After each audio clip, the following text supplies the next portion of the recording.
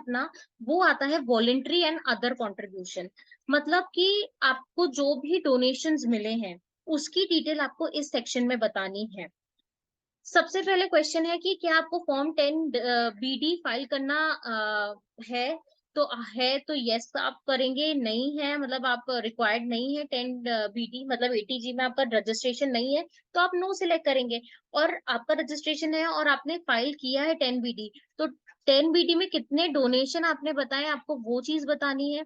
10 BD में कितने नहीं बताए हैं, जरूरी नहीं है सारे डोनेशन आपने बताओ, क्योंकि कुछ कुछ डोनेशन की अगर आपके पास डोनी की डिटेल्स ही, डोनर की डिटेल ही नहीं है तो फिर आप 10 BD में कैसे बताएंगे। तो इसलिए 10 BD के में आपने कौन से डोनेशंस नहीं बताए वो 14th पॉइंट में आपको बताना है। जैसे 50,000 है यहाँ पर, 1 लाख मैंने 10 BD में बताया था, 50,000 नहीं बताया था, तो ऐसे टोटल कॉन्ट्रीब्यूशन 1,50,000 का मिला है। अब 1,50,000 में से वो ये पूछ रहा है नेक्स्ट जो 16 पॉइंट में कि इसमें से फॉरेन कॉन्ट्रीब्यूशन आपको कितना मिला है। ये ट्रिकी क्वेश्चन है, क्योंकि अगर फॉरेन कंट्रीब्यूशन मिला है तो फिर तो आपको 10B फाइल करना है, तो यहाँ पर आपको अकॉर्डिंगली फिल करना है। 17 पॉइंट में ये बताना है कि ये जो 1,50,000 कंट्रीब्यूशन मिला है इसमें से कॉर्पस कितना फॉर्म हो रहा है, तो 10,000 कॉर्पस फॉर्म हो रहा है तो ये एग्जेम्प्ट होगा। But again there is a situation कि आपको 11.5 वाले मोड में मेंटेन करना 10,000 जरूरी है। यहाँ कहीं पूछा नहीं है, बट आप 10B जब देखेंगे तो वहां डिटेल में पूछा गया है। 10BB एक छोटी सी रिपोर्ट है, बट तब भी इसको इलेबोरेट कर दिया इस साल। नेक्स्ट है 18 में एनोनिमस डोनेशंस कितने मिले हैं। एनोनिमस डोनेशंस कौन से होते हैं जिनका हमें पता ही नहीं रहता किस व्यक्ति ने दिया है। तो अगर ऐसे कोई डोनेशन है तो 30% से टैक्स लगता है स्ट्रेट अवे, तो आपको वो बताना है कि 1,50,000 में से कितना है जो कि एनोनिमस डोनेशन है। 19th में है application outside India for which approval as per provision to clause C of subsection 1 of section 11 has been obtain. Application आपने आउटसाइड इंडिया किया है तो आपने अप्रूवल लिया है, तो कितना अमाउंट आपने अप्लाई किया ये आपको 19th पॉइंट में बताना है। 20th पॉइंट ऑटोमेटिकली कैलकुलेट हो जाएगा, जैसे मेरे केस में हुआ है 1,50,000 टोटल डोनेशन में था, उसमें से आउट ऑफ कॉर्पस जो फॉर्म हो रहा है वो 10,000 हो रहा है, तो मेरे को अब अप्लाई कितना करना है, मतलब एप्लीकेशन कितना बताना है, 1,40 का बताना है। इसके अलावा 21st पॉइंट में ये बोला गया है कि other than contribution, voluntary contribution, ऐसी कौन सी अदर इनकम है जो कि आपको हुई है। तो 20,000 की अदर इनकम हुई है, तो मैंने यहाँ 20,000 बता दिए, तो 1,40 प्लस 20, अब मुझे टोटल अप्लाई कितना करना है फाइनेंशियल 22-23 में 1,60। ऐसे आपको वॉलंटरी कंट्रीब्यूशन का शेड्यूल फिल करना है। अब हमने कंट्रीब्यूशन बता दिया, डोनेशन बता दिया, कितना हमें मिला है। अब हमने उसको खर्च कैसे किया है ये बताना है, तो that is application of income. इस सेक्शन में आपको एप्लीकेशन आपने कैसे कैसे किया है ये बताना है। तो टोटल आपने अभी तक एप्लीकेशन कितना किया है, तो जैसे 1,60 किया है। अब 1,60 में से वो नेक्स्ट क्वेश्चन है amount which was not actually paid, मतलब क्रेडिटर्स में कितना आउटस्टैंडिंग है इस साल का। तो 1,60 तो मेरा खर्चा है जो इनकम एंड एक्सपेंडिचर में दिख रहा है एक्सक्लूडिंग डेप्रिसिएशन। अब 40,000 मेरा ऐसा है कि जो कि मैंने अभी तक पे ही नहीं किया, क्रेडिटर्स आउटस्टैंडिंग है, तो मैं 40,000 बता दूंगी। फिर पिछले सालों के क्रेडिटर्स को मैंने इस साल जो पे किया है, और पिछले साल के क्रेडिटर्स क्योंकि पिछले साल मैंने एप्लीकेशन नहीं बताया होगा तो इस साल मैं एप्लीकेशन ट्रीट कर पाऊंगी, तो ऐसे 20,000 क्रेडिटर्स है जिनको मैंने पे किया था। तो थर्ड पॉइंट में आपको उन क्रेडिटर्स की डिटेल देनी है कि जो प्रीवियस ईयर तो आउटस्टैंडिंग थे बट इस साल आपने उनको पे किया है, इस साल पे किया इसलिए इस साल आप उसको एज एप्लीकेशन ट्रीट कर सकते हो, तो ये 20,000 हो गया। अब देखिए total amount to be allowed as application कितना आ गया, 1,40, 160 माइनस 40 प्लस 20, 1,40 मेरा एप्लीकेशन ट्रीट हो जाएगा। अब ये 1,40 में से भी मैंने अमाउंट इन्वेस्टेड और deposited back in corpus which was applied during any preceding previous year and not claimed as application during that previous year, मतलब मैंने पिछले सालों मतलब फाइनेंशियल ईयर 21-22 तक कोई भी ऐसा एप्लीकेशन किया जो कि आउट ऑफ कॉर्पस किया है, तो उस साल मुझे एप्लीकेशन ट्रीट हुआ नहीं होगा, क्योंकि कॉर्पस से अगर आप खर्चा करते हो तो वो एप्लीकेशन नहीं माना जाता। वैसे ही लोन और बोरोइंग से आप करते हो एप्लीकेशन तो वो भी नहीं माना जाता। ये कब माना जाता है, जिस साल आप उसको रीपे करते हो, रीपे ऑफ लोन और बोरोइंग्स और रीपे ऑफ कॉर्पस। तो 5th पॉइंट में यही पूछ रहे हैं कि इस साल आपने कॉर्पस में कितना डिपॉजिट बैक किया, तो मैंने पिछले सालों में 5,000 के अमाउंट का खर्चा किया था, वो मैंने इस साल डिपॉजिट बैक कर दिया है, तो 5,000 मैंने यहाँ लिख दिया है, तो अब ये मेरा एप्लीकेशन माना जाएगा। तो अब टोटल एप्लीकेशन कितना होगा, 1,40 प्लस 5,000। वैसे ही लोन और बोरोइंग्स में आपने अगर किया था तो इस साल आपने रीपे किया है तो आप अमाउंट बता दीजिए। इसके बाद है amount to be disallowed from application. ये सारी जो लिस्ट है ये अपनी अमाउंट डिसअलाउड की है। तो कौन कौन से अमाउंट डिसअलाउड होते हैं? कोई भी ऐसा खर्चा जिसमें टीडीएस कटना चाहिए था बट टीडीएस कटा ही नहीं है, तो वो आपको यहाँ पर पॉइंट बताना है कि टीडीएस एप्लीकेबल था बट आप नहीं कर पाए हो, तो वो डिसअलाउ हो जाएगा। यस करके आपको पूरी डिटेलिंग देनी है कि वो पर्सन कौन था, अमाउंट कितना था, किस पे टीडीएस कटना चाहिए था, ये सारी चीजें आपको 8 पॉइंट में बताना है। इसके बाद है डोनेशन टू एनी फंड और इंस्टीट्यूशन। आपने किसी फंड और इंस्टीट्यूशन को डोनेशन दिया है जो कि उनको कॉर्पस, उनका कॉर्पस फॉर्म होगा, तो वो भी डिसअलाउड होता है। तो ऐसे 15,000 का मैंने किसी ट्रस्ट को दिया था जो कि उनके कॉर्पस फॉर्म होगा, तो 15,000 मेरा डिसअलाउ हो जाएगा। वैसे ही कोई डोनेशन आपने किया है फंड और इंस्टीट्यूशन को जो कि सेम ऑब्जेक्टिव नहीं है एज योर ऑब्जेक्टिव, तो आपको वो भी डिसअलाउड होगा। वैसे आपने किसी ऐसे पर्सन को डोनेशन दिया है जो कि 11 या 10 में नहीं रजिस्टर्ड है, तो वो डिसअलाउ हो जाएगा। कुछ आपने एप्लीकेशन आउटसाइड इंडिया किया है जिसमें अप्रूवल लेना था, तो वो डिसअलाउड हो जाएगा। अप्रूवल आपने नहीं लिया है तो भी डिसअलाउ हो जाएगा। अप्लाइड आपने ऐसे किसी दूसरे ऑब्जेक्ट के लिए अप्लाई कर दिया है जो कि ट्रस्ट और इंस्टीट्यूशन से मैच नहीं करता है, तो वो भी अमाउंट डिसअलाउ हो जाएगा। एनी अदर डिसअलाउंस, अगर कोई इसके अलावा डिसअलाउंस है जैसे अपना 269 एसटी, इन सब का, तो वो भी डिसअलाउंस कंसिडर होगा यहाँ पर। अब टोटल अलाउएबल एप्लीकेशन कितना माना गया? 1,30,000। इससे पहले कितना माना गया था? 140। तो 140 का 130 कैसे हो गया? तो 1,40,000 में से 5,000 तो माना जाएगा, तो 1,45,000 यहाँ पर हो गया मेरा अलाउएबल एक्सपेंडिचर। बट डिसअलाउड कितना हो गया? 15,000। तो इसलिए 1,30,000 इज माई एप्लीकेशन। अब 1,30,000 में से वो ये बोल रहे हैं कि आपने कुछ डीम्ड एक्यूमुलेशन किया हो प्रीवियस ईयर में, तो कितना आप डीम्ड एप्लीकेशन एक्यूमुलेशन कर रहे हो, या आपने कुछ डीम्ड इनकम माना है, तो डीम्ड इनकम कितना अमाउंट है। तो यहाँ पर आपको डीम्ड, अगर आप इनकम ट्रीट कर रहे हो इस साल, आपकी कोई डीम्ड इनकम है या कुछ एक्यूमुलेशन है, तो आप इस इन दोनों पॉइंट्स में बता सकते हो। बट याद रखें आपको 9A और फॉर्म 10 फाइल करना जरूरी है अकॉर्डिंगली। वैसे ही 15% एक्यूमुलेशन आपको यहाँ बताना है। तो मेरा टोटल जो डोनेशन मिला था वो 1,60,000 मिला था, तो 1,60,000 का 15% देखें तो 24,000 मेरा 15% होता है। और बाकी का 1,36,000 मतलब 85% मुझे अप्लाई करना है 1,36,000, जबकि मैंने अप्लाई कितना किया? सिर्फ 1,30,000। तो जो 6,000 है, 6,000 मैं यहाँ पर एक्यूमुलेशन ट्रीट कर सकती हूँ, पर अभी पिक्चर बाकी है। देखते हैं, अगर मेरे पास वो नहीं होता तो मैं यहाँ एक्यूमुलेशन ट्रीट कर सकती हूँ। ये है मिस्टर DIY, खुद इन्वेस्ट करने का रखते हैं। तो ये था एप्लीकेशन ऑफ इनकम का सेक्शन। अब application of income out of different sources. तो ये जो 6,000 मेरा बच रहा है यहाँ पर, ये टैक्सेबल हो जाएगा अगर मैंने डिफरेंट सोर्सेज नहीं बताए। तो मेरे पास ऑप्शन है डिफरेंट सोर्सेज बताऊं या फिर एक्यूमुलेशन का ऑप्शन वहां ट्रीट कर लूं। अब यहाँ पर बताया गया कि ये जो इनकम जो टैक्सेबल हो रही है 6,000, इसमें से इनकम टैक्सेबल अंडर 115 BBI, ये नया सेक्शन है जिसमें वॉयलेशन से रिलेटेड बात करते हैं। अगर इसमें से ये अट्रैक्ट हो रहा है तो आपको 25th पॉइंट में वो अमाउंट बताना पड़ेगा। कोई एनोनमस डोनेशन है जो कि टैक्सेबल हो रहा है, तो आपको यहाँ बताना पड़ेगा अलग से। नेक्स्ट 27 पॉइंट में application of income out of following sources during the previous year. अब 6,000 में से अगर मैंने ये सारे सोर्सेस किए हैं तो भी मेरा अलाउएबल माना जाएगा। जैसे कि income accumulated under third provision to clause 23C of section 10 और under subsection 2 of section 11 of any earlier previous year. मतलब प्रीवियस ईयर के कुछ एक्यूमुलेशन है जिनका मैंने इस बार खर्चा किया है।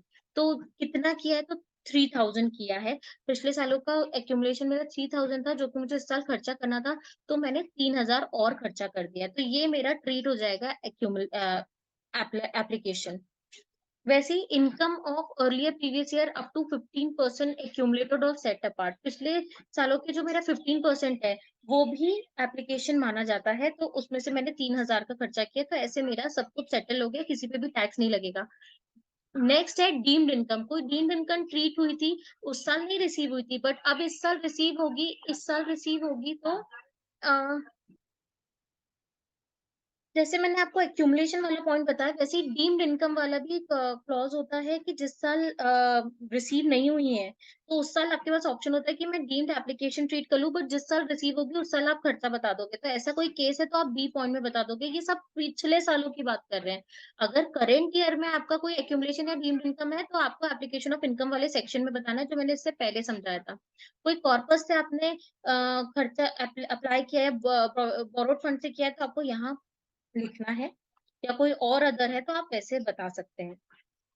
तो ये था application of income out of different sources. इन दोनों में आपको अंतर समझ आ गया होगा। Application of income during year की बात कर रहे हैं, और application of income out of different sources ये प्रीवियस ईयर से रिलेटेड बात करें। प्रीवियस ईयर का कोई एक्यूमुलेशन है या डीम्ड इनकम है तो उसको आपने यूज किया हो।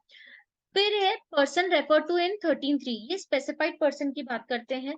स्पेसिफाइड पर्सन का कुछ करा है, मतलब कुछ स्पेसिफाइड पर्सन को आपने बेनिफिट प्रोवाइड किया है या कुछ ट्रांजैक्शन किए हैं, तो ये जो पूरा सेक्शन है ये उससे रिलेटेड है। ये मैं 10B में भी कवर कर चुकी हूँ। फटाफट से आपको बता देती हूँ। आपको स्पेसिफाइड पर्सन के बारे में पहले बताना है, ऐड करना है कि ऐसे कौन से स्पेसिफाइड पर्सन है। फिर detail of income of property बताना है कि आपने कुछ इनकम अर्न किया है उनसे, या आपने उनको प्रोवाइड किया है कुछ, तो आपको यहाँ पर येस नो करके अमाउंट बताना पड़ेगा। इसमें कोई भी आपको डाउट है तो आप मुझे कमेंट सेक्शन में बता सकते हो। ये मेरे हिसाब से इतना इम्पोर्टेंट नहीं है, इसलिए मैं इसको स्किप कर रही हूँ, वरना एक वीडियो में आपको 10 भी नहीं एक्सप्लेन कर पाऊंगी। Depreciation claim, TDS and TCS. यहाँ पर आपको डेप्रिसिएशन बताना है कि ऐसे कोई भी आपने एसेट एक्वायर किया है जिसको आपने अप्लाई एप्लीकेशन ट्रीट कर लिया है, तो डेप्रिसिएशन तो इंक्लूड नहीं किया, वो आपको यहाँ पर अमाउंट बताना है। वैसे ही कोई टीडीएस डिडक्ट होना है, आप ऑडिटरी को कोई रिक्वायर्ड है टीटीएस या टीसीएस डिडक्ट करने का, तो यस, तो कितने अमाउंट पे उनने डिडक्ट किया है, कौन कौन से एक्सपेंसेस में कौन सा रह गया है, तो असेसिन डिफॉल्ट माने गए हैं, तो असेसिन डिफॉल्ट है तो कितना इंटरेस्ट पे किया है, ये पूरे शेड्यूल्स भरना है। जैसे टैक्स ऑडिट में अपन भरते हैं, 10B में भरते हैं, ये पूरा मतलब टीडीएस और टीसीएस की पूरी समरी आपको यहाँ फिल करनी है। लास्ट में अटैचमेंट्स हैं। अटैचमेंट में आपको इनकम एंड एक्सपेंडिचर अटैच करना है, profit and loss account, balance sheet, और कोई और आप मिसलेनियस अटैचमेंट्स करना चाहते हो तो आप ये सारे कर सकते हो। तो ऐसे आपकी 10BB फिल हो जाएगी। ये बहुत छोटी रिपोर्ट थी। 10B आप देखेंगे तो 10B बहुत वास्ट है। उसमें हर एक एक्यूमुलेशन प्रीवियस ईयर के उन सारे शेड्यूल भरना है, जैसे ITR 7 होता है, बिल्कुल ITR 7 का रेप्लिका है। 10BB थोड़ी छोटी रिपोर्ट है, बट तब भी इस साल से उसमें भी काफी एड ऑन्स कर दिए उनने कि ITR 7 से at least voluntary and other contribution और एप्लीकेशन तो मैच हो जाए। तो होप आपको 10BB समझ आया होगा। मैंने ट्राई किया एक ही वीडियो 22-23 फाइनेंशियल ईयर 22-23 से 10B 1023C वालों के लिए भी है, और सेक्शन 11 और 12 बेनिफिट वालों के लिए भी है। वैसे ही जो फॉर्म 10BB है वो भी दोनों सेक्शन वालों के लिए एप्लीकेबल है। बट कुछ क्राइटेरिया है जिसके अकॉर्डिंगली आपको फॉर्म 10B भरना है या फॉर्म 10BB भरना है, ये डिपेंड करेगा। तो इस वजह से यहाँ पर जो आपको दो फॉर्म 10B दिख रहा है वो इसलिए दिख रहे हैं क्योंकि अप टू असेसमेंट ईयर 22-23 ये सिर्फ और सिर्फ 11 जो एसएससी 11-12 का बेनिफिट ले रहे हैं उन्हीं के लिए एप्लीकेबल था, और 10BB 1023C वालों के लिए एप्लीकेबल था। अभी 10BB असेसमेंट ईयर 23-24 ऑनवर्ड्स के लिए नहीं आया है, अभी सिर्फ फॉर्म 10B ही अवेलेबल है। तो आप यहाँ से जो फॉर्म यूटिलिटी है वो डाउनलोड कर सकते हैं। यहाँ आ भी गया है audit report under clause B of 10th provision to section 1023C and 12A(1)(b)(2) of Income Tax Act 1961 in the case of a fund or trust or institution or any university or other educational institution or any hospital or other medical institution। तो आपने एक बार 10B download कर लिया, फिर आप उसको unzip करके open करेंगे।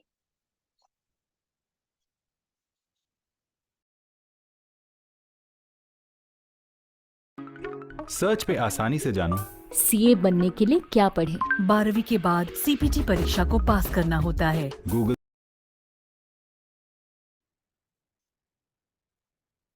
मेरे केस में यहाँ पर ऑलरेडी ओपन है।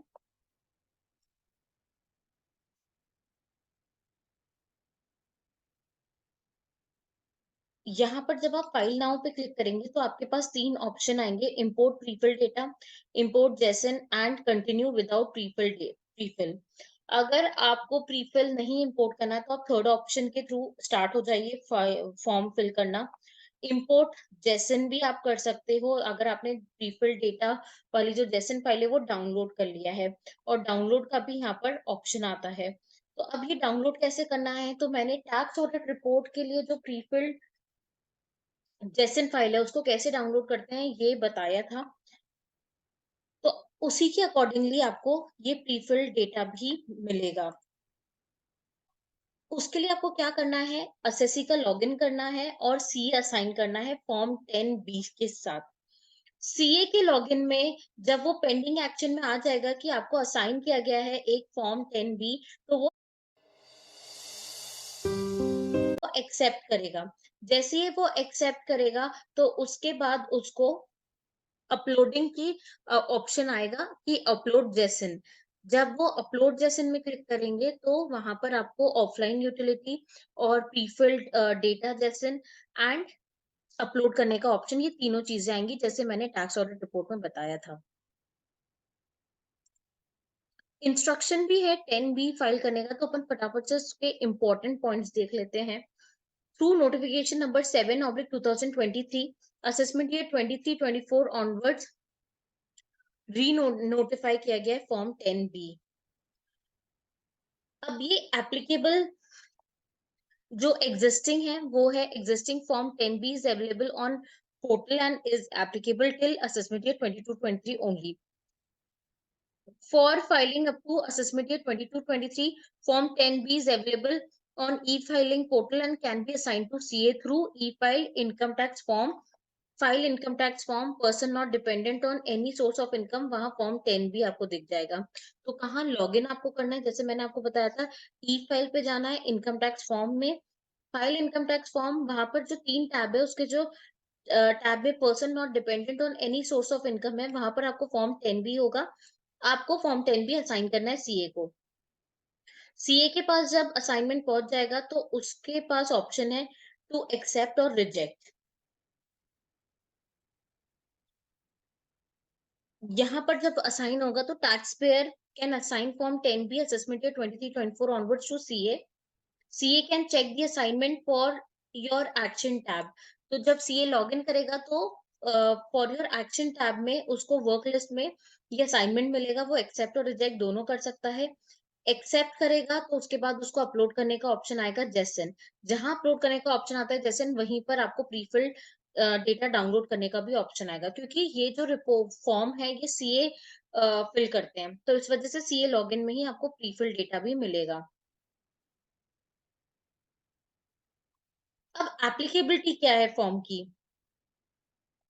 एप्लीकेबिलिटी है फॉर्म 10। चूंकि री नोटिफाई हुआ है इसलिए ये सेक्शन 10 वाले एसएससी के लिए भी एप्लीकेबल है एंड 11-12 से रिलेटेड भी है। बट ये कब एप्लीकेबल है, जब total income of the auditee without giving effect to the provision of mention clause और section as applicable sub clause 4, 5, 6 and 6A of clause 23C of section 10। तो मतलब जो सेक्शन 10 23C क्लॉज के जो सब क्लॉज 4, 5, 6 एंड 6A बेनिफिट ले रहे हैं इसके तहत असेसीज, उनके लिए एप्लीकेबल है, और सेक्शन 11 और 12 का जो बेनिफिट ले रहे हैं उनके लिए एप्लीकेबल है। बट तभी जब उनकी टोटल इनकम एक्सीड करे 5 crore during the previous year. तो अगर आपका टर्नओवर मींस कि जो आपके कंट्रीब्यूशन आए हैं, डोनेशन आया है, अदर इनकम है, इन सबको ऐड करके 5 करोड़ को क्रॉस कर गया है तो आपके लिए फॉर्म 10B एप्लीकेबल होगी, अदरवाइज फॉर्म 10BB एप्लीकेबल होगा। वैसे ही सेकंड कंडीशन जो है वो है auditee has received any foreign contribution. अगर आपने फॉरेन कंट्रीब्यूशन रिसीव किया है तो भी आपको फॉर्म 10B फाइल करना है। थर्ड है auditee has applied any part of its income outside India during the previous year. अगर ये भी आपके केस में है कि आपने आउटसाइड इंडिया कुछ अप्लाई किया है पार्ट ऑफ द इनकम, तो तब भी आपको फॉर्म 10B फाइल करना है।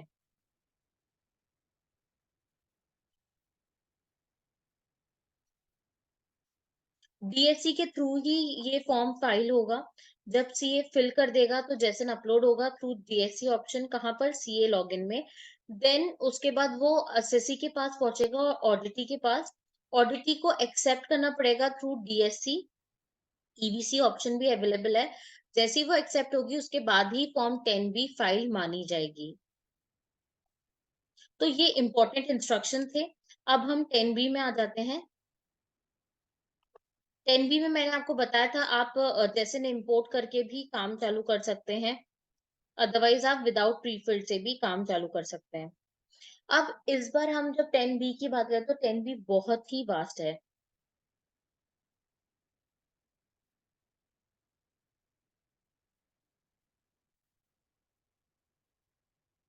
यहाँ पर आप देख सकते हैं कि यहाँ बहुत सारे टैब्स हैं। इन सबको फिल करके ही आपकी 10B कंप्लीट होगी। सबसे पहले report for from an accountant.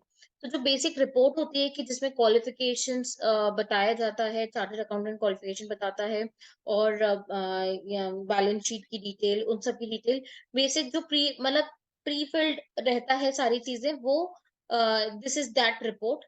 अब जो इम्पोर्टेंट जिसमें मेहनत लगेगी वो है basic detail and legal nature, registration detail and management, objective and commencement of activity. यहाँ पर आपको ऑडिटी की objective and commencement of activity बतानी कि कमेंस कब से हुआ है। Details of place where books of accounts and other document have been maintain.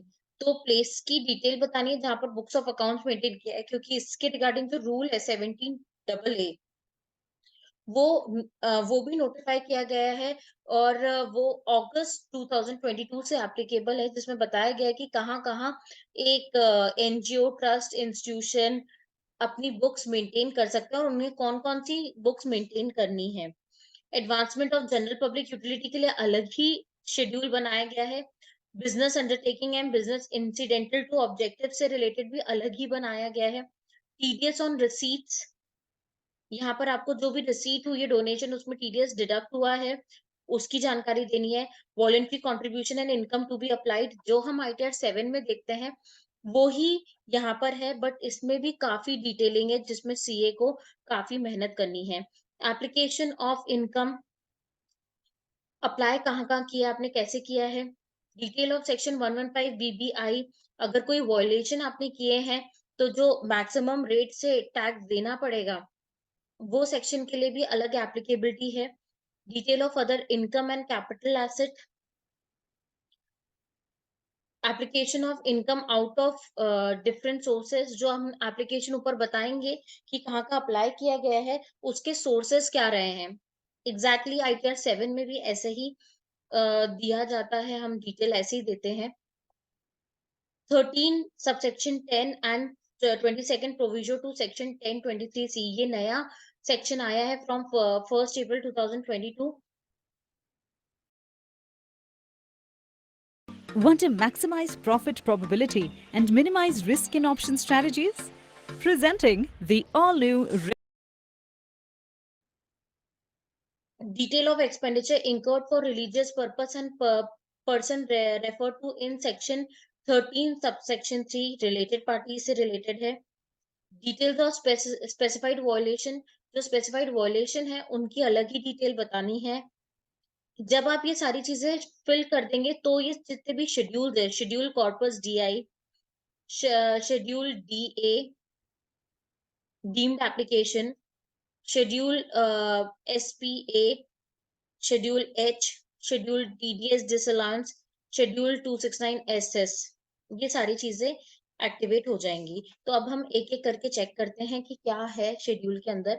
सबसे पहले रिपोर्ट फ्रॉम एन अकाउंटेंट, यहाँ पर आपको सब कुछ, we have examined the balance sheet of auditee का नाम और कोई क्वालिफिकेशंस हैं तो आप वो मेंशन कर सकते हो, ऐड एंड अदर कर सकते हो, एंड उसके बाद चार्टर्ड अकाउंटेंट की डिटेल, ये सब है। उसके बाद है बेसिक डिटेल, जिसमें पैन आपको बताना है, name of the auditee, assessment year, previous year, registered address, other address if applicable, legal nature क्या है, ट्रस्ट है, सोसाइटी है, कंपनी है, अदर है, ट्रस्ट है, या सोसाइटी है तो आप वो सिलेक्ट कर सकते हैं। अदर में आपको स्पेसिफाई करना है कि अदर क्या है। Whether the auditee is establish under an instrument, किसी इंस्ट्रूमेंट के तहत एस्टैब्लिश हुआ है तो आपको यस करना है, अदरवाइज नो करना है।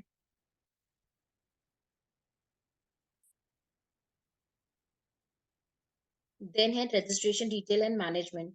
तो इनकम टैक्स के तहत जो रजिस्ट्रेशन हुआ है जिस जिस सेक्शन में, अगर वो 12 AB है एंड 1023C है, ATG है, वो सारी डिटेल आपको बतानी है। प्रोविजनल है तो आप प्रोविजनल बताएंगे। अगर आपका रेगुलर रजिस्ट्रेशन हो गया तो आपको रेगुलर रजिस्ट्रेशन की डिटेल देनी है, फिर प्रोविजनल की डिटेल नहीं देनी है। मैनेजमेंट में आपको detail of author, founder, settler, trustee, member of society, member of governing council, director, shareholder, holding 5% और more of holding, office bearer, इन सब की डिटेल बतानी है। बट इतनी डिटेल होनी चाहिए, name of the person, relation क्या है, percentage of share holding in case of share holder, unique identification number, ID, address, whether there is any change in relation during the previous year, और अगर change है तो आपको change बताना है। वैसे ही अगर कोई नेचुरल पर्सन नहीं है तो नेचुरल पर्सन नहीं है, उन सब की डिटेल भी आपको बतानी है। तो ये है हमारे रजिस्ट्रेशन डिटेल और मैनेजमेंट में। Objective and commencement of activity, इसमें आपको ऑडिटी का जो ऑब्जेक्टिव है वो सिलेक्ट करना है। ये मैंडेटरी फील्ड है, whether it is for religious, relief of poor, education, medical relief, yoga, preservation of environment, preservation of monuments, advancement of any other object of general public utility, ये select करना है। Next है whether the auditee being a trust or institution referred to in section 11 or 12 has adopted or undertaken modification of objective which do not conform to the condition of registration। अगर आपने during the year कोई objective में change किया है, अगर change किया है तो डेट ऑफ मॉडिफिकेशन आपको बताना है और आपने एप्लीकेशन फाइल की है कि नहीं। क्योंकि आपको जब भी हम मॉडिफिकेशन करते हैं ऑब्जेक्टिव में तो आपको एप्लीकेशन फाइल करनी पड़ती है within the 30 days of modification. और अगर आपने एप्लीकेशन भी फाइल किए हैं तो date of application, status of registration in pursuance of application, date of registration और कैंसिलेशन और URN ऑफ सच रजिस्ट्रेशन, ये सब बतानी पड़ेगी। तो ये हमारे ऑब्जेक्ट क्लॉज से रिलेटेड है। अब हम कमेंसमेंट से रिलेटेड देखते हैं। कमेंसमेंट इसलिए इम्पोर्टेंट है, इनने अलग से इसलिए रखा है क्योंकि जब कमेंस होती है एक्टिविटी तो उसके आपको 6 महीने के अंदर अंदर रेगुलर रजिस्ट्रेशन के लिए अप्लाई करना रहता है।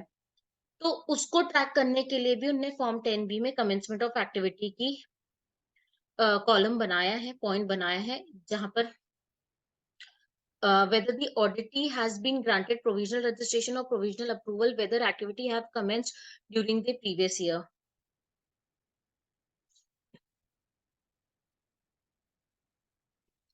अगर आपको प्रोविजनल रजिस्ट्रेशन मिला है और कमेंस आपने कर ली है तो आपको यस करके date of commencement of activity बतानी है। और ऑलरेडी आपका कमेंस हो चुका है और रेगुलर रजिस्ट्रेशन मिल चुका है तो आप नो करके आप यहाँ पर इस पॉइंट को स्किप कर सकते हैं। If the answer to 13I is yes, whether application for registration under section sub clause 3 of clause A C of subsection 1 of section 12 या 1023C के एप्लीकेबल क्लॉजेस के अंदर आपने एप्लीकेशन फाइल की है कि नहीं। करी है तो आपको एप्लीकेशन की डिटेल बतानी है। तो this is commencement of activity. Detail of place where books of accounts and other document have been maintained। आपको जो प्लेस है जहां पर बुक्स आप मेंटेन कर रहे हो और अदर डॉक्यूमेंट, उसकी डिटेल में जानकारी देनी है। और जो रूल है 17AA उसको आप कंप्लाई कर रहे हैं कि नहीं। मतलब 17AA में एक तो लिस्ट ऑफ बुक्स बताई गई हैं और जगह बताई गई कि कहाँ आपको रखनी है।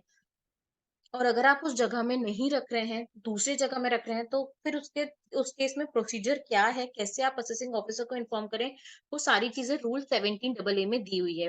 अगर इस रूल को आपको डिटेल में समझना है तो आप मुझे कमेंट सेक्शन में बता सकते हो, मैं इसके लिए भी सेपरेट वीडियो बना दूंगी। आप ध्यान रखिए जब हम फॉर्म 10B की बात कर रहे हैं तो फॉर्म 10B में बहुत सारे सेक्शंस हैं जिसकी नॉलेज आपको होनी चाहिए, उसके बाद ही आप फॉर्म 10B फाइल करें।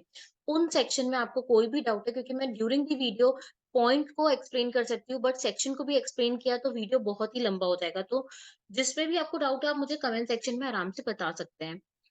नेक्स्ट है आपका क्या क्या क्या जानकारी आपको देनी है बुक्स ऑफ अकाउंट से रिलेटेड। तो nature of books of accounts में maintain, whether maintain by auditee, क्या वो कंप्यूटर सिस्टम में मेंटेन्ड है, whether maintain at registered office, if maintained at any other place, तो आपने वो आपके अदर प्लेस क्या है, date of decision by management, आपने इंटीमेट किया है कि नहीं असेसिंग ऑफिसर को, और whether the books of accounts have been audited, ये सारी जानकारी आपको देनी पड़ेगी।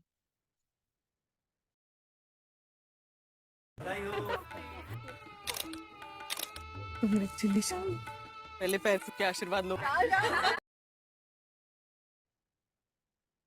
Next है advancement of general public utility, where in any of the project or institution run by oddity, one of the charitable purposes advancement of any other object of general public utility, then देखिए जब हम अपने charitable activity की बात करते हैं उसके definition की इनकम टैक्स एक्ट में, तो लिम्स के फॉर्म में एक्सप्लेन किया गया है। लास्ट जो लिम है वो है advancement of any other object of general public utility. जब हम इस लिम से रिलेटेड कोई एक्टिविटी प्रोवाइड कर रहे हैं, ऑडिटी इस लिम से रिलेटेड कोई एक्टिविटी प्रोवाइड करिए, तो इसमें कैपिंग दी गई है कि ट्रेड कॉमर्स और बिजनेस भी अगर साथ साथ ऑडिटी इसमें कैरी कर रही है तो उसमें जो परसेंटेज है वो लिमिट है 20% ऑफ टोटल रिसीट, उससे एक्सीड नहीं होना चाहिए वरना वो टैक्सेबल हो जाएगा। तो इस वजह से जो ये advancement of general public utility है ये इसके लिए अलग ही टैब बनाया है कि अगर कोई ऑडिटी जनरल पब्लिक यूटिलिटी से रिलेटेड काम कर रही है तो उस केस में आपको ट्रेड कॉमर्स और बिजनेस का ध्यान देना है और जानकारी आपको अच्छे से देनी है। तो उसी को ही मॉनिटर करने के लिए ये अलग से पॉइंट बनाया गया है। Whether any activity is being carried on by auditee which is in nature of trade commerce और business referred to in provision to clause 15 of section 2। अगर कोई ट्रेड कॉमर्स और बिजनेस है तो आप यस करके आपको परसेंटेज बताना है कि उस ट्रेड कॉमर्स या बिजनेस का जो परसेंटेज है रिसीट का वो टोटल रिसीट के कितने परसेंटेज है, that should not exceed 20%। Whether such activity in nature of trade, commerce or business is undertaken in course of actual carrying out of such advancement of any object of general public utility, मतलब कि जो आपका objective है general public utility उसको करने के लिए आपको ट्रेड कॉमर्स और बिजनेस करना जरूरी है, यस या नो बताना है बस। Then whether there is any activity of rendering any services in relation to any trade, commerce or business for any consideration as referred to in provision to clause 15। तो यहाँ services की बात करें, rendering of any services।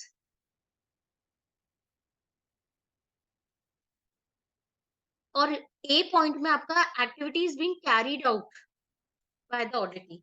तो अगर yes है तो again आपको सर्विसेज का क्या परसेंटेज है वो आपको ई पॉइंट में बताना है। उसके बाद है whether such activity of rendering services, जो एक्टिविटी की बात हम डी में कर रहे हैं वो क्या आपके जो ऑब्जेक्टिव है जनरल पब्लिक यूटिलिटी को उसको करने के लिए ही जरूरी है, यस या नो वो बताना है। तो दिस इज 15th पॉइंट। 16 में अगर ए और D in 15th is yes, A is again the activity is being carried out by the auditee and D है rendering of services। अगर the aggregate annual turnover for such activity in respect of the project institution, अब जो हमने ये दो points की बात करी ए और डी की, उसको आपको प्रोजेक्ट वाइज उसका एनुअल रिसीट बताना है, प्रोजेक्ट वाइज कि कौन कौन से प्रोजेक्ट में कितना आपने कमाया है, वो 16 पॉइंट का है। तो ये है advancement of general public utility, ये उनको ध्यान देना है कि auditee specifically advancement of general public utility में ही काम कर रहे हैं। फिर उसके बाद है business undertaking and business incidental to objective. इसमें सबसे पहला पॉइंट है बिजनेस अंडरटेकिंग का। अगर कोई ऑडिटी का बिजनेस अंडरटेकिंग भी है as per section 11 of subsection 4, तो आपको बिजनेस अंडरटेकिंग की जानकारी देनी है कि वो उसका नेचर क्या है, कौन से सेक्टर में है। सेक्टर में भी आपको ड्रॉप डाउन दिए गए हैं सारे, आप उनमें से सिलेक्ट कर सकते हैं क्या वो पार्टनरशिप फर्म है या होटल है, कंस्ट्रक्शन का है, और उसके बाद उसका सब सेक्टर भी आपको सिलेक्ट करना है, जो भी सेक्टर आपने सिलेक्ट किया है। उसकी सेपरेट बुक्स मेंटेन हो रही है कि नहीं, उसकी जानकारी भी देनी है। इनकम कितनी है बिजनेस अंडरटेकिंग से, which is not included in total income of auditee. मतलब जब हम टोटल इनकम की बात करें ऑडिटी की, तो उसमें इंक्लूड नहीं हो रही हो वो डी में आपको बताना है, अगर हो रही है तो ई में बताना है। और ऐसा कोई पोर्शन है कि जिसमें कुछ कुछ हो भी रही है और जिसमें नहीं हो रही है, तो आपको दोनों पॉइंट्स में बताना है। तो ये बिजनेस अंडरटेकिंग का है कि अगर कोई बिजनेस अंडरटेकिंग ऑडिटी में ऑडिटी के इसमें है, तो आपको बिजनेस अंडरटेकिंग की जानकारी देनी है।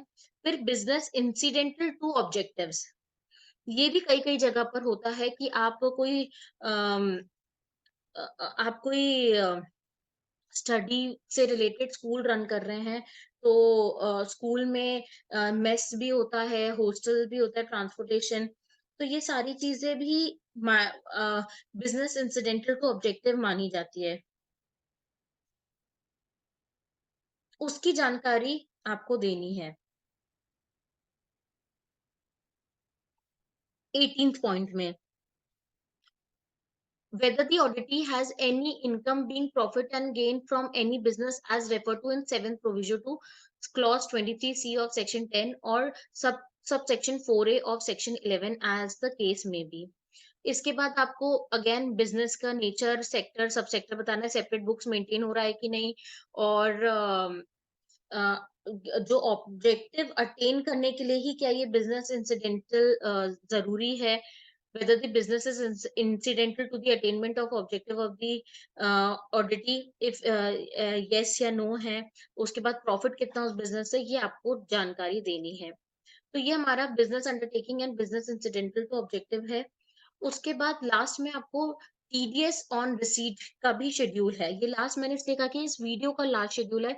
नेक्स्ट वीडियो में मैं आपको वॉलंटरी कंट्रीब्यूशन ऑनवर्ड्स बताऊंगी, क्योंकि अदरवाइज वीडियो बहुत लंबा हो जाएगा।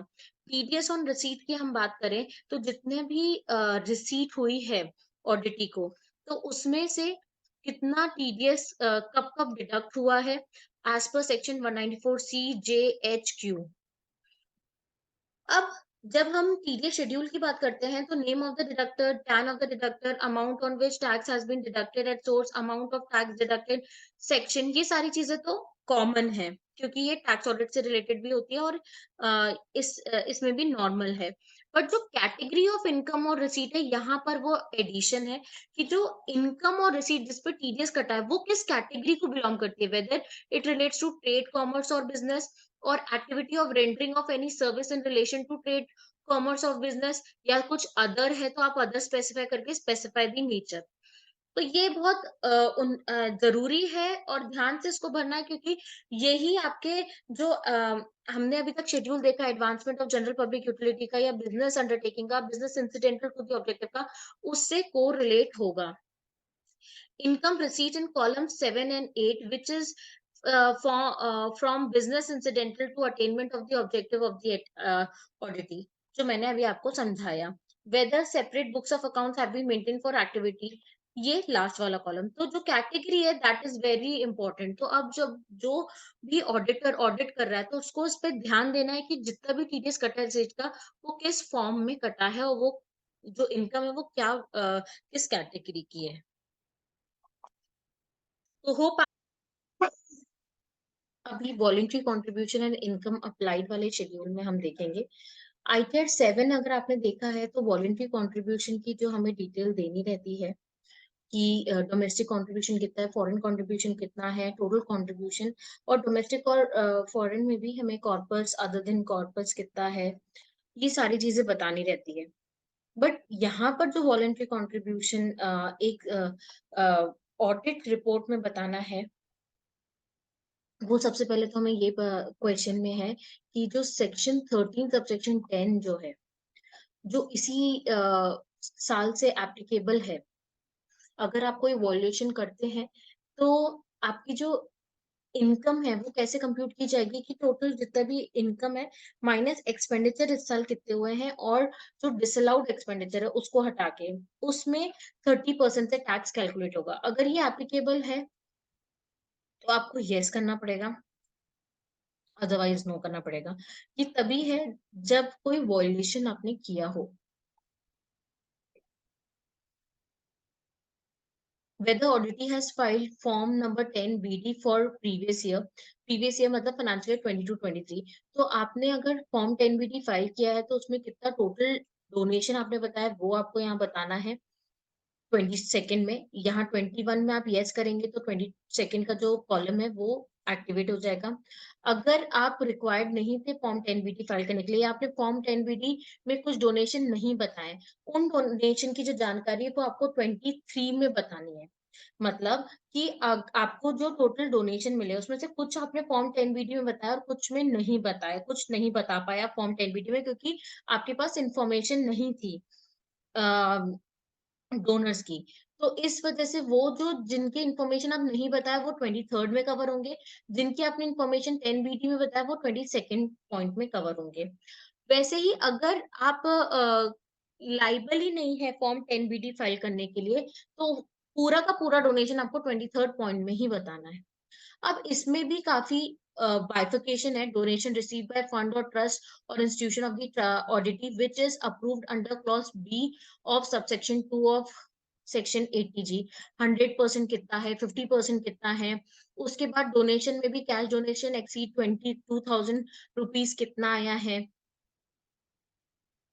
Donation received from other charitable trust or institution of from any fund or institution or trust or any university or other education institution or hospital or other medical institution not eligible for deduction, वो कितना donation है। और इसके अलावा भी कोई donation है तो आपको स्पेसिफाई करना है। Donation which could not be reported in form 10 BD due to non availability of identification of donor, donor की इंफॉर्मेशन नहीं थी इसलिए आप 10 BD में नहीं बता पाए, वो आपको 4th पॉइंट में बताना है। इन काइंड आपको कितना मिला है आपको 5th पॉइंट में बताना है।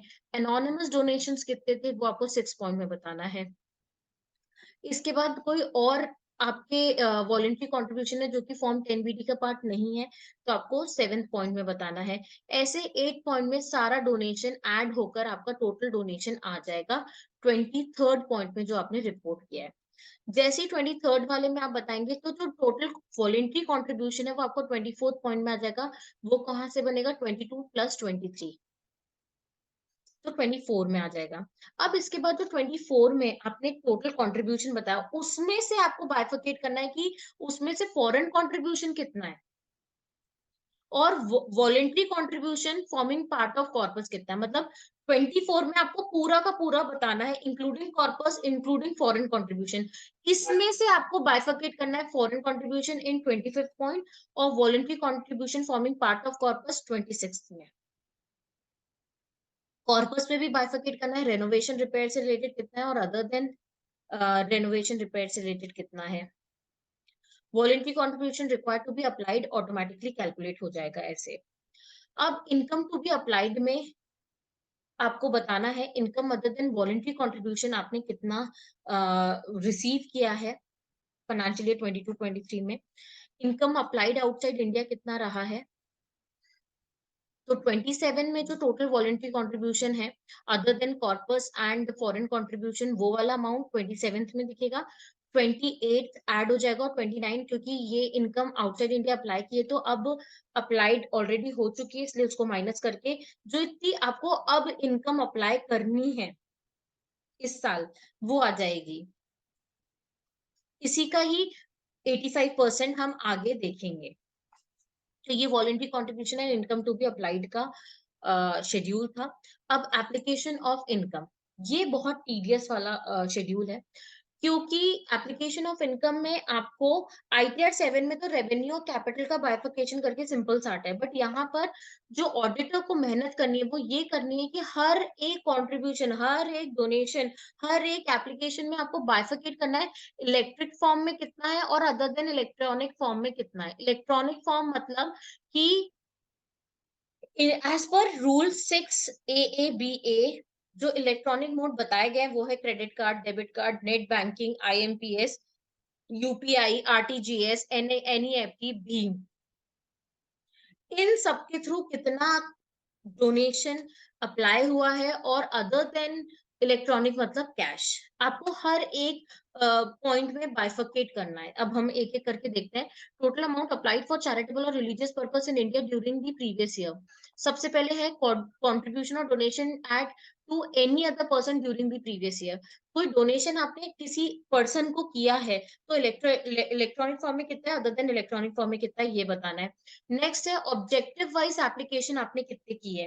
रिलीजियस है आपका ऑब्जेक्टिव तो रिलीजियस में कितना, रिलीफ टू पुअर में कितना, एजुकेशन, मेडिकल रिलीफ, ये सारे लिम्स हैं। इन सब लिम्स में आपने कितना किया है। Again you have to bifurcate in electronic and other than electronic form. Total application ऐसे आ जाएगी A+B, इलेक्ट्रॉनिक और अदर देन इलेक्ट्रॉनिक। अब जो हमने फर्स्ट पॉइंट में बताया है यहाँ पर पूरा एप्लीकेशन, इसमें से किसी भी पर्सन को 50 लाख से ज्यादा का आपने अगर पेमेंट किया है तो उसकी आपको जानकारी अलग बतानी है।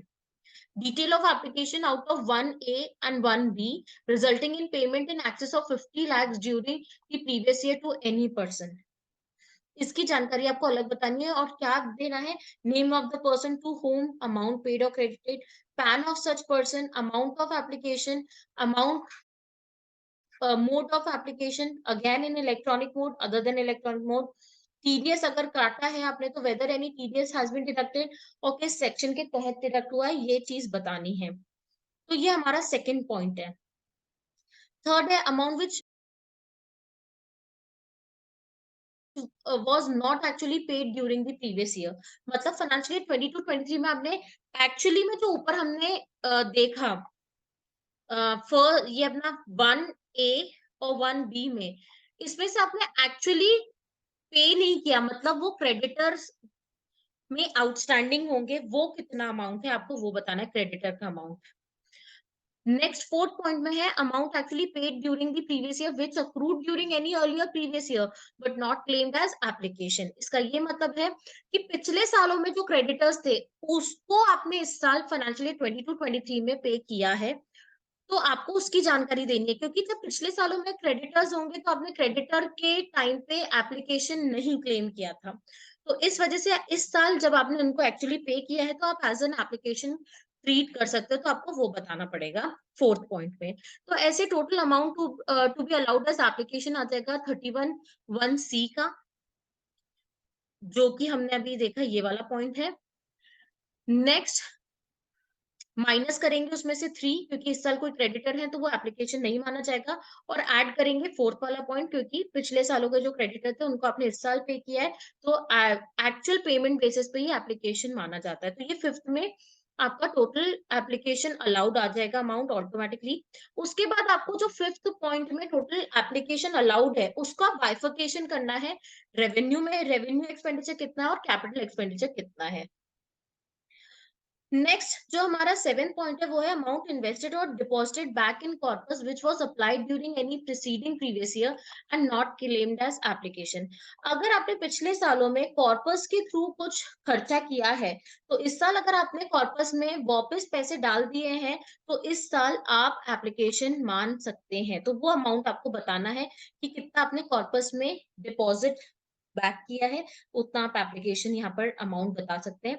वैसे ही रीपेमेंट ऑफ लोन और बोरोइंग्स, कुछ पहले सालों में आपने लोन लेके अगर खर्चा किया है तो उस साल एप्लीकेशन नहीं ट्रीट हुआ होगा, क्योंकि लोन लेके आप खर्चा करोगे तो वो एप्लीकेशन नहीं माना जाएगा। उस साल माना जाएगा जब आप लोन और बोरोइंग्स को रीपे कर देंगे। तो इस साल आपने कुछ प्रीपेमेंट किया है तो आप उसको 8 पॉइंट में बता सकते हैं, जैसे वो भी एप्लीकेशन ट्रीट हो जाए।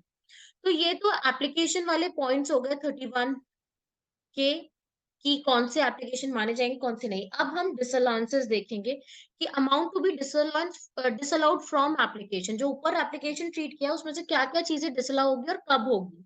सबसे पहले है सेक्शन 40A(IA), मतलब कि कोई पेमेंट है, कोई खर्चा है जिसमें टीडीएस डिडक्ट होना था, आपने टीडीएस डिडक्ट नहीं किया है, तो उस केस में क्योंकि आपने टीडीएस डिडक्ट नहीं किया है तो इसलिए डिसअलाउंसेस अट्रैक्ट होगा और वो अमाउंट डिसअलाउ हो जाएगा।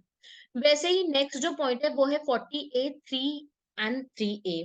ये है हमारा 10,000 वाला, कि आपको कोई भी जो पेमेंट है अगर आप कैश में करो तो 10,000 एंड अबव नहीं कर सकते। ये आप फाइनेंशियल ईयर 22-23 के खर्चों की बात करें या उससे पहले की, पहले के अगर खर्चे हैं और वो आपने इस साल पे कर रहे हो तो उसमें भी आपको 10,000 की लिमिट का ध्यान देना है, तो उसका डिसअलाउंस होगा 10th में। अगर आप कोई डोनेशन करते हैं किसी और ट्रस्ट या कोई और यूनिवर्सिटी इंस्टीट्यूशन को टूवर्ड्स कॉर्पस, मतलब उनका वो कॉर्पस फॉर्म होगा, तो वो भी डिसअलाउड होता है डोनेशन। वैसे ही कोई डोनेशन आप किसी इंस्टीट्यूशन ट्रस्ट को कर रहे हैं जिनका सेम ऑब्जेक्टिव नहीं है तो वो भी डिसअलाउ हो जाएगा डोनेशन। वैसे ही डोनेशन आप किसी ऐसे पर्सन को कर रहे हैं जो कि रजिस्टर्ड नहीं है 12A में, 12AB में या 1023C में, तो वो भी डिसअलाउड होगा। इसके बाद अगर आपने एप्लीकेशन आउटसाइड इंडिया किया है जिसमें आपने अप्रूवल लिया है सेक्शन 11 सबसेक्शन 1C का, या आपने has not been obtain and has obtain, तो वो भी डिसअलाउंसेस माना जाएगा। Applied for any purpose beyond the objective of the auditee, objective के अलावा जो ऑब्जेक्टिव जिस ऑब्जेक्टिव के पर्पस के लिए काम करता है उसके अलावा उसने कहीं और एप्लीकेशन किया है, खर्चा किया है, तो वो भी डिसअलाउड हो जाएगा। इसके अलावा कोई और डिसअलाउंसेस है तो आप उसको स्पेसिफाई कर सकते हैं। तो ऐसे करके टोटल अलाउएबल एप्लीकेशन कैसे आ जाएगी, 31(5) प्लस 31(6)(8), 31(5) का जो ये अमाउंट है, total amount to be applied, ये जो 6 है आपने कॉर्पस में डिपॉजिट बैक कर दिया उसको ऐड कर देंगे, रीपेमेंट ऑफ लोन को ऐड कर देंगे, इसके बाद जितने भी डिसअलाउंसेस हैं उन सबको माइनस करेंगे, तो आपका टोटल अलाउएबल एप्लीकेशन आ जाएगा। इसके बाद भी डीम्ड एप्लीकेशन है, अगर कोई amount deemed to have been applied during the previous year है, पिछले सालों का डीम्ड एप्लीकेशन है, इस बार आपने अप्लाई किया है, तो उसका अमाउंट आप बताएंगे 19th पॉइंट में। फिर 20th पॉइंट में income accumulated as per provision of explanation 3 और सबसेक्शन 2 ऑफ सेक्शन 11, कोई एक्यूमुलेशन से रिलेटेड आपने खर्चा किया है तो आप वो 20th पॉइंट में बताएंगे। एंड उसके बाद उसका 15 जो आपका एक्यूमुलेशन 15% वाला है उससे आपने अगर कोई खर्चा किया है तो आपको वो बताना है। तो ये सारे भी माइनस हो जाएंगे आपके टोटल एप्लीकेशन से। तो ऐसे टैक्सेबल इनकम अगर कुछ भी इसके बाद भी इनकम बच रही होगी 30 माइनस करके, 30 माइनस ये सारी चीजें, तो आपका वो टैक्सेबल इनकम हो जाएगी। जब हम डीम्ड एप्लीकेशन की बात करते हैं और एक्यूमुलेशन की बात करते हैं तो आपको यहाँ पर शेड्यूल DI भी भरना है और शेड्यूल AC भरना है, क्योंकि AC एक्यूमुलेटेड से रिलेटेड है और DI डीम्ड इनकम से रिलेटेड है। तो ये हमारा इंपॉर्टेंट शेड्यूल था एप्लीकेशन ऑफ इनकम, ये भी कंप्लीट हो गया। Voluntary contribution and application is very important schedule in ITR 7 and as well as in form 10B। अब नेक्स्ट जो सेक्शन है हमारा सेक्शन 115 BBI, ये अगेन वॉयलेशन से ही रिलेटेड है।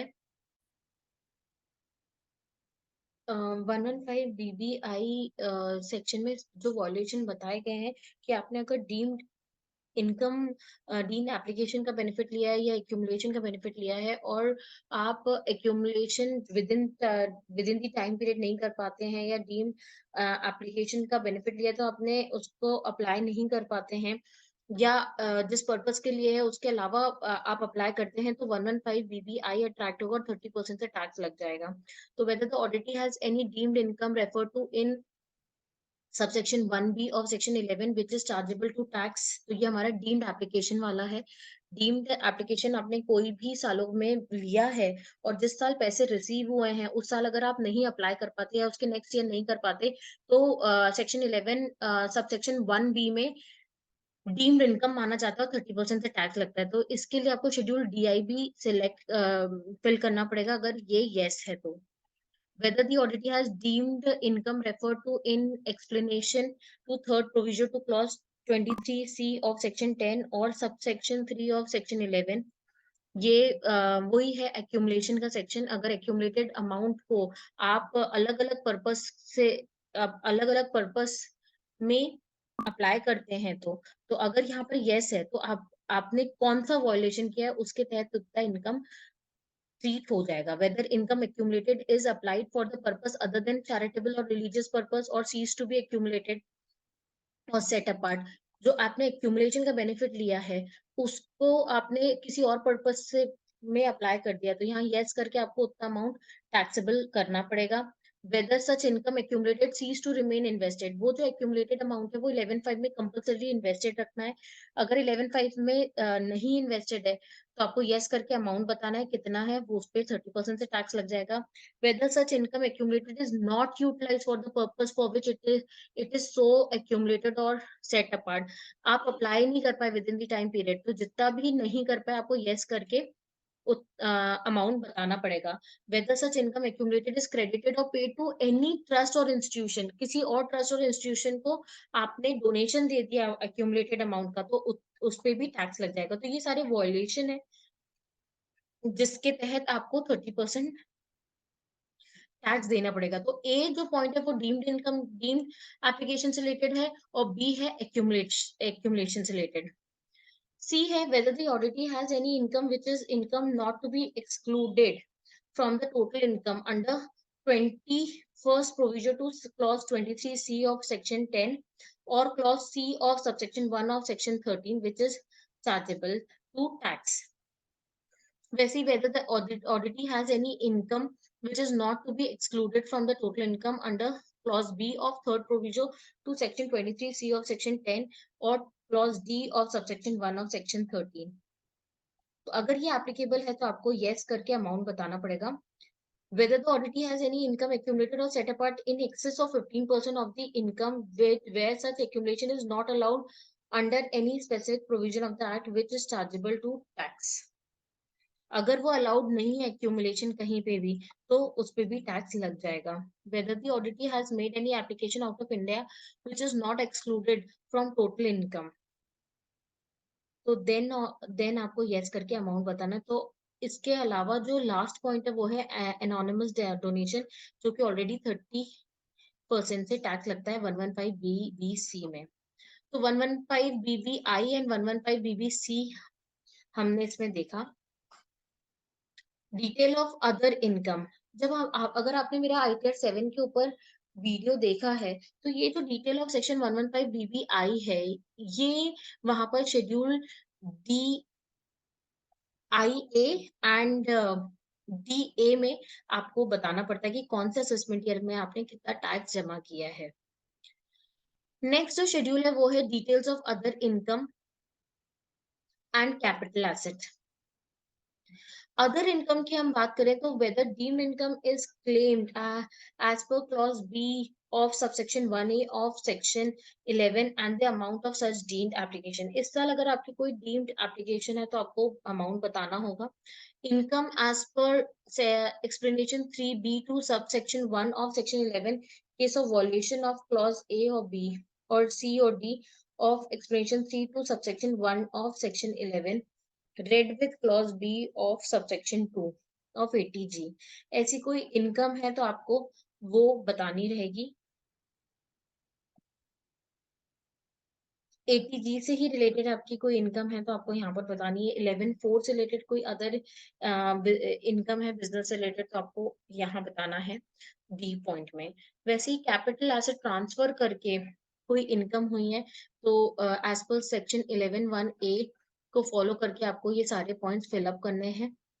Whether a capital asset being property held under trust wholly for charitable or religious purpose is transferred and the net consideration जो प्रॉपर्टी है वो अगर पूरे तरह से चैरिटेबल रिलीजियस पर्पस के लिए थी तो कितना नेट कंसिडरेशन हुआ है, whether deemed application is claimed और कितने अमाउंट क्लेम किया है आपने, whether capital asset being property held under trust is in part only for charitable और रिलीजियस पर्पस इज ट्रांसफर्ड। तो ये सारी चीजें, अगर कोई कैपिटल एसेट ट्रांसफर हुआ है तो आपको 36 पॉइंट फिल करना है। इसके बाद है application of income out of different sources. अभी जब हमने एप्लीकेशन की बात करी तो अब इसके सोर्सेस क्या रहे हैं, कहाँ कहाँ से आपने किया है, क्या इनकम जितनी इस साल रिसीव हुई है उसको आपने अप्लाई किया है, या प्रीवियस ईयर के एक्यूमुलेशन से, या अभी आप फर्दर एक्यूमुलेशन कर रहे हैं, ये सारी चीजों की जानकारी आपको इस शेड्यूल में देनी है।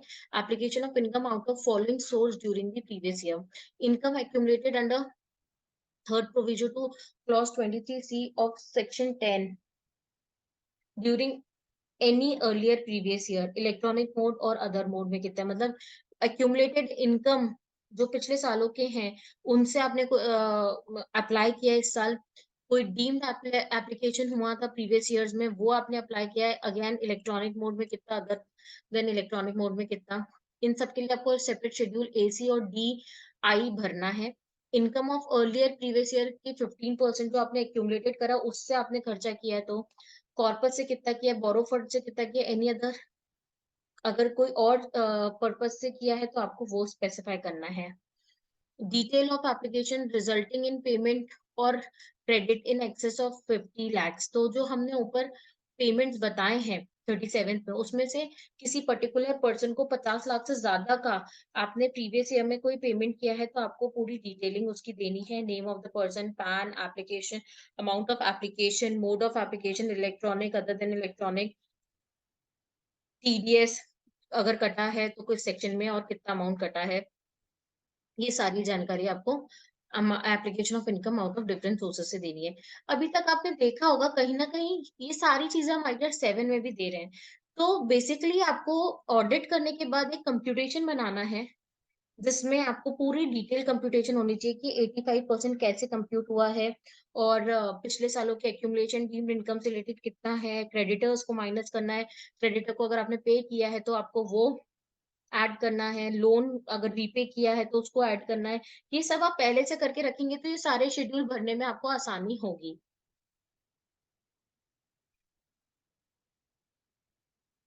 नेक्स्ट है 13 सबसेक्शन 10 और 1023C में है 22nd proviso to section 1023C। ये हमारा स्पेशल वॉल्यूशन से रिलेटेड ही है, कोई वायोलेशन आपने किया है तो उसके तहत सेक्शन 13 सबसेक्शन 10 के अकॉर्डिंगली आपकी इनकम कंप्यूट होगी।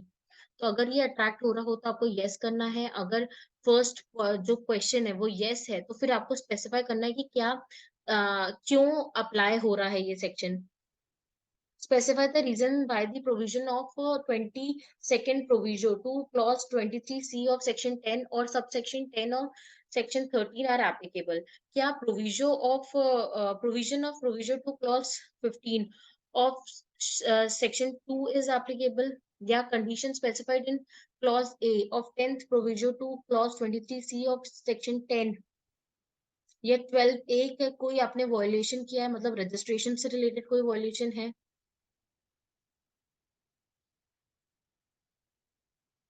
या क्लॉज बी से रिलेटेड कोई वॉल्यूशन है।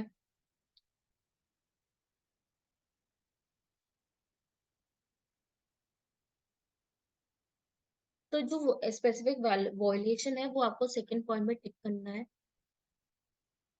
और अगर फर्स्ट पॉइंट यस था तो फिर आपको कंप्यूटेशन भी बताना है कि income for the previous year कितना है, total expenditure incurred in India कितना है, एक्सपेंडिचर डिसअलाउड सारे आपको बताने पड़ेंगे। ऐसे आपकी जो इनकम कंप्यूट होगी उस पे 30% से टैक्स लगेगा। तो इसके लिए आपको 13, 10 और 22nd प्रोविजो की जानकारी होनी चाहिए, क्योंकि यहाँ पर जो इनकम स्पेशल तरीके से बताई गई है कंप्यूट करने की वो थर्ड पॉइंट में दिया हुआ है।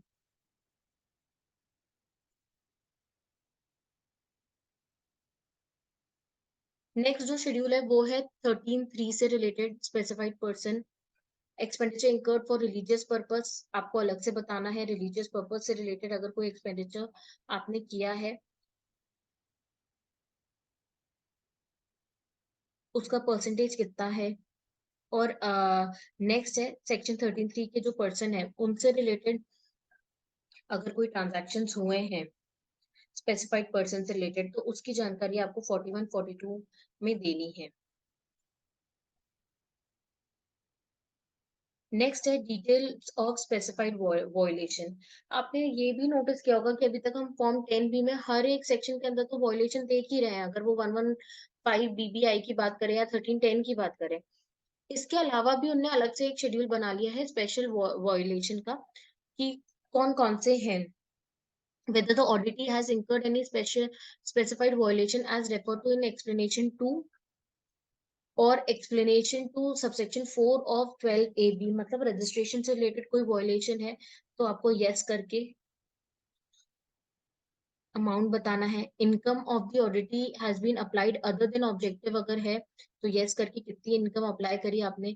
Whether the auditee has income from profit and gain of business which is not incidental to the attainment of its objective, और separate books have not been maintained, तो उस बिजनेस से कितना प्रॉफिट है वो आपको बताना है।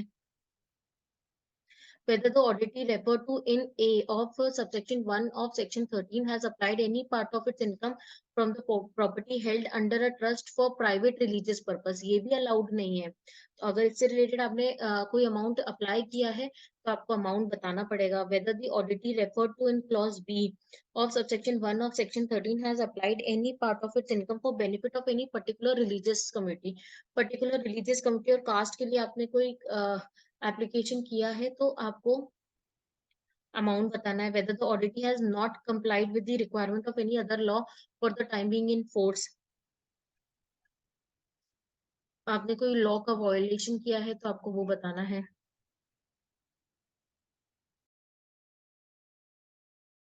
Do not use Microsoft Excel without watching this video, because by using ChatGPT and AI tools inside Microsoft Excel, you can now master 174